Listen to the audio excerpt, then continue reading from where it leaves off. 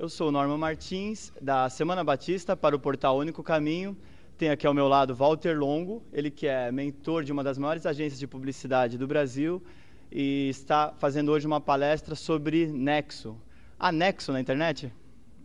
Há muito nexo, né? Porque o nexo da internet é não apenas entre as várias ferramentas que compõem a internet, mas também no enorme nexo que faz com a forma como nós queremos consumir informação e comunicação.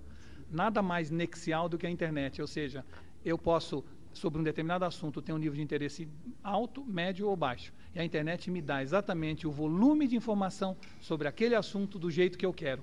Nada mais nexo do que isso. Perfeito, mas como a dificuldade é encontrar esse nexo e saber utilizar todas as possibilidades, plataformas. Na verdade o nexo não está na ferramenta, o nexo está na nossa cabeça, né? Eu acho que sempre existirá, independente do nível de tecnologia que exista, sempre existirá pessoas com mais nexo e com menos nexo. Tem pessoa que usa qualquer ferramenta de maneira positiva e qualquer ferramenta de maneira negativa.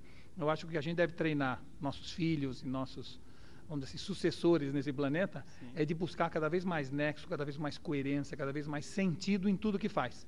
E sem dúvida, se essas pessoas tiverem sentido, vão utilizar a ferramenta internet da maneira correta. Você começou como empreendedor, certo?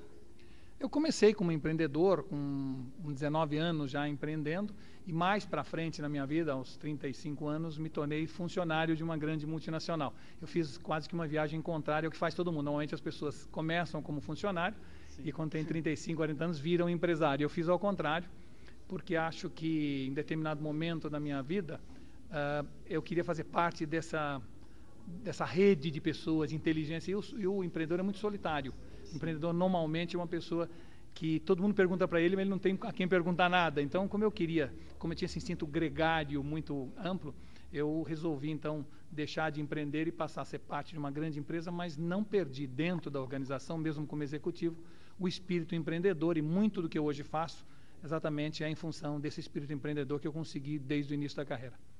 Nós estamos numa igreja, na Semana Batista, e na cabeça de Walter Longo, como seria a igreja ideal?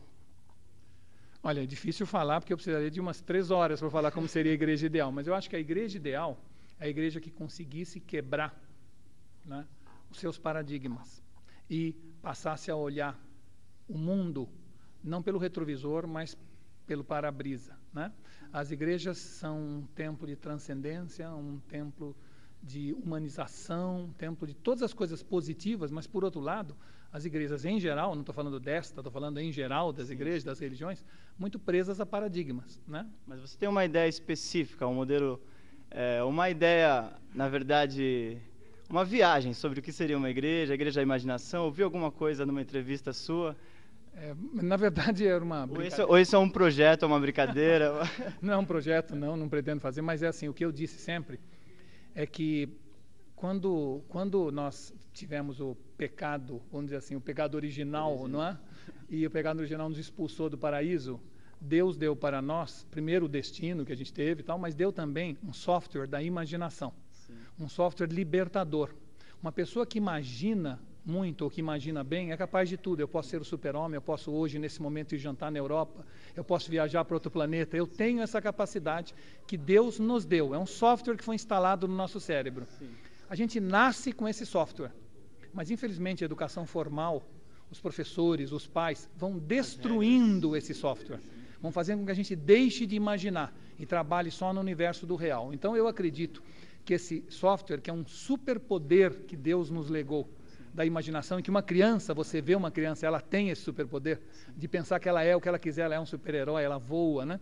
Esse superpoder da imaginação libertaria muito as pessoas, e as pessoas, infelizmente, vão perdendo essa imaginação. Então eu disse, se houvesse uma igreja ou algum tipo de religião que conseguisse trazer de volta, despertar nas pessoas a imaginação que nós temos latente, porque o software permanece na gente, a gente que não está usando, está escondido lá. A publicidade consegue brincar um pouco com isso, mas ainda...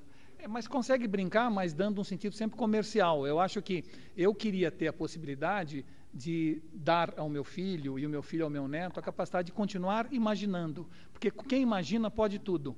O verdadeiro poder humano é esse software que foi implantado e que a gente depois deixa ele em desuso. Então, se eu pudesse ter algum local que eu fosse e que através de exercícios me ajudasse a imaginar cada vez mais. Imagina uma pessoa velho com problema físico.